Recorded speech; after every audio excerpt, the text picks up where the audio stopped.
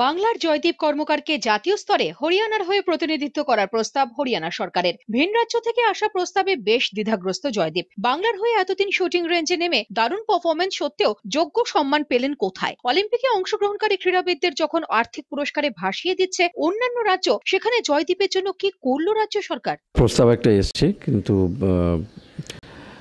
ব্যাপার হচ্ছে যে একটা মানে খেলোয়াড়ের যে একটা স্ট্রাগল থাকে না, একটা একটা ক্রীড়াবিদ তো সব অনেক অনেক বাধা বিপত্তির মধ্যে দিয়ে চলতে হয়। বিশেষ করে আমিও অনেক স্ট্রাগলের মধ্যে দিয়ে গেছি। তবে একটা আশা থাকে মনে যে এই যে কষ্ট করে খেলছি সেটার থেকে যে কিছু হয়তো একটা যেটা মানে প্রাপ্তি, যেটা খেলার থেকে মেডেল, অ্যাওয়ার্ডস এগুলো তো আছেই, কিন্তু একটা নিজের জীবনের একটা সাচ্ছল্য এবং সেখানে যাতে স্ট্রাগল আবার করে না করতে হয় সেটার কথা তো সব মানুষই ভাবে।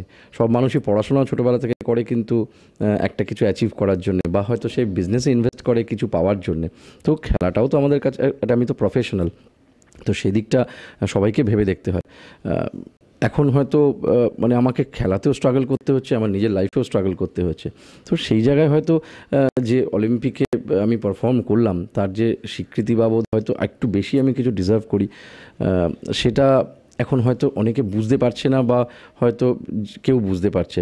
হয়তো যে বুঝতে পারছে, যে যোগ্য সম্মান দেবে, সবসময় সে নিশ্চয়ই ওয়েলকাম হবে যে একটা খেলোয়াড়কে যোগ্য সম্মান সেই রকম দিতে পারে তারা।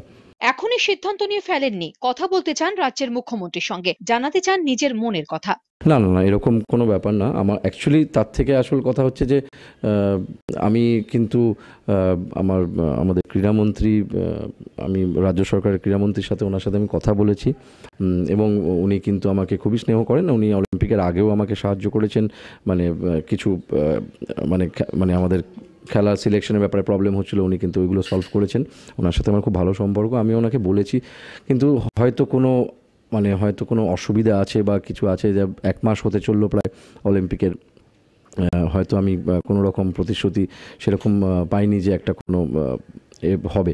কিন্তু আমি কিন্তু ওনার সাথে কথা বলতে চাই, এবং শুধু তাই নয়, আমি মাননীয় মুখ্যমন্ত্রীর সাথেও একবার দেখা করতে চাই, একবার বলতে চাই যে হয়তো খেলার জন্য আমিও কিছু দিতে পারি স্টেটকে, এবং যে হয়তো কোনো জায়গায় একটা দুঃখ থেকে যায়, যেই দুঃখটার কথা বলছিলাম আমি, সেই দুঃখটাও আমি হয়তো ওনার সামনেও প্রকাশ করতে পারি যে কেন এটা হচ্ছে।